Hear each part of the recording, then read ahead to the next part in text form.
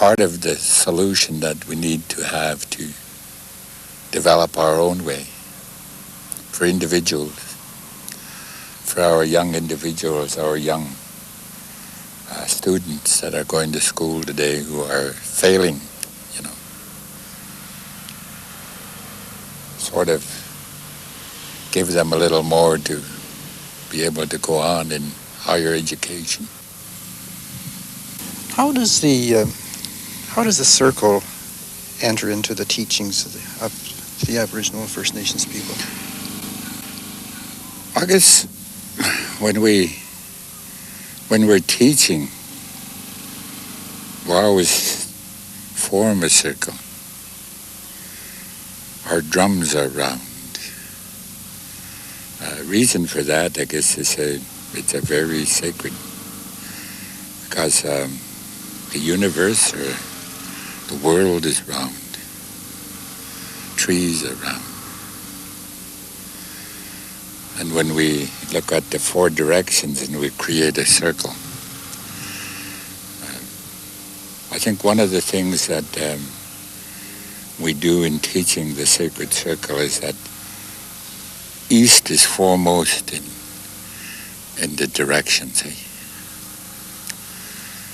Sunrise, beginning of a new day.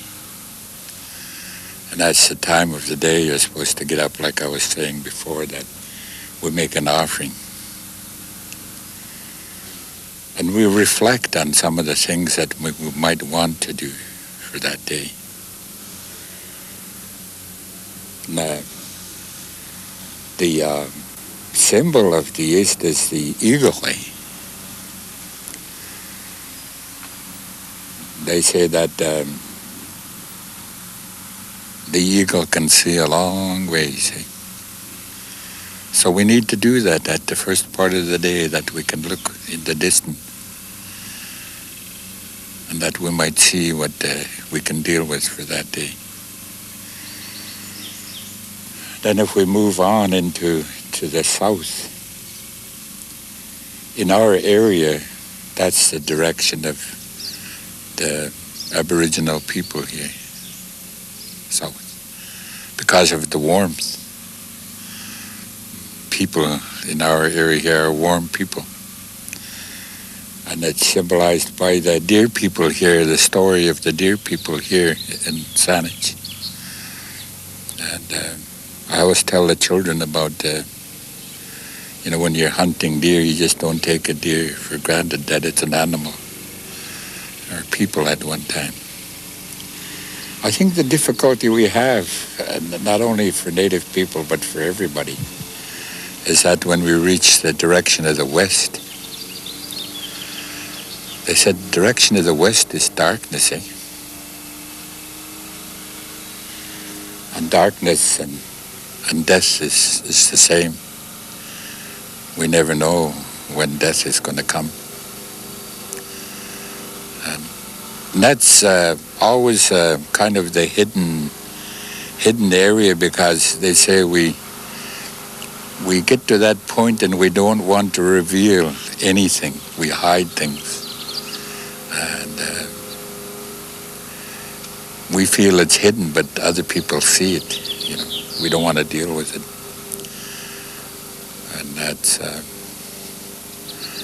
they say direction of, I use the word introspection because we have to look within. Look inside ourselves and see what there is that is there, that's troubling us. If we can't get over that, then that circle is not balanced. There's an unbalance. And we'll go on the rest of our lives if we don't deal with it, with that unbalance. It creates problem areas, But if we can get through and we get around to the north, they said the north is the direction of the white wolf, cold and clear.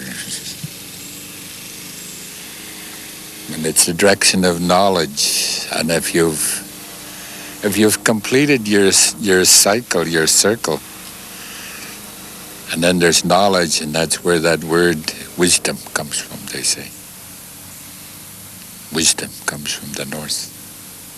Clear wisdom. So that's part of the teaching of the circle. You can tie that with everything you do and the things that we do during the day.